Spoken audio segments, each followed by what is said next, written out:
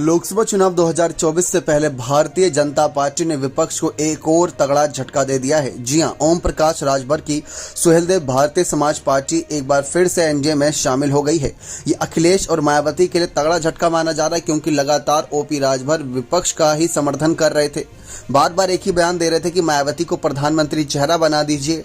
मायावती, सोनिया, अखिलेश, राहुल सब साथ आ जाएंगे तो मैं भी उनके गठबंधन के साथ आ जाऊंगा, लेकिन ऐसा मुमकिन होता नजर नहीं आया। तो ओम प्रकाश राजभर ने अमित शाह के साथ हाथ मिला लिया है। जी, आप सभी को बता दें कि दिल्ली में कुछ घंटों की मुलाकात के बाद ये खबर सामने आई। इस बात की खुद जानकारी अमित शाह ने दी।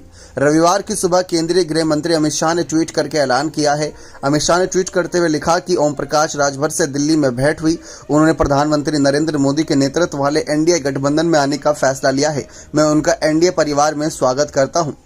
राजभर के आने से उत्तर प्रदेश में एनडीए को मजबूती मिलेगी और पीएम मोदी के नेतृत्व एनडीए द्वारा गरीबों व वंचितों के कल्याण हेतु किए जा रहे प्रयासों को और बल मिलेगा। जी, आप सभी को बता दें कि पिछले काफी समय से सियासी गलियारों में इस बात की चर्चा थी कि ओम प्रकाश राजभर जा सकते हैं बीजेपी के साथ। करीब पौने घंटे की मुलाकात के बाद अब सुभाषपा का भाजपा के साथ गठबंधन होना पक्का हो गया है।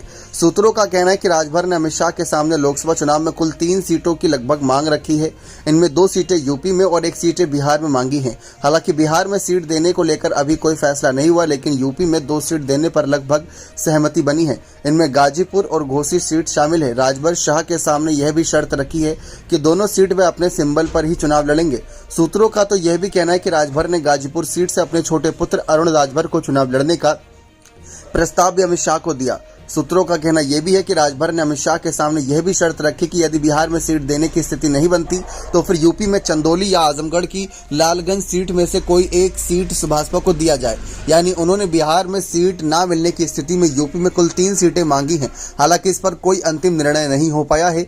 इसके अलावा राजभर ने शाह के साथ पार्टी के उन मुद्दों पर भी चर्चा की जिसमें सामाजिक न्याय समिति की रिपोर्ट लागू करने, राजभर जाति को अनुसूचित जनजाति में शामिल करने समेत कई मुद्दे शामिल है। कहा जा रहा है कि राजभर के कई प्रस्तावों पर अमित शाह ने हामी भरी है। इससे राजभर संतुष्ट भी हैं। यूपी की राजनीति से जुड़े एक और महत्वपूर्ण घटनाक्रम में सपा विधायक दारा सिंह ने सपा छोड़ दी और शनिवार को उन्होंने अमित शाह से मुलाकात की। माना जा रहा है कि वे लोकसभा चुनाव में बीजेपी की ओर से प्रत्याशी बन सकते हैं। तो ये बहुत बड़ा खेल लोकसभा चुनाव से पहले उत्तर प्रदेश की सियासत में हो गया है। बने रहे चैनल के साथ। बहुत बहुत धन्यवाद।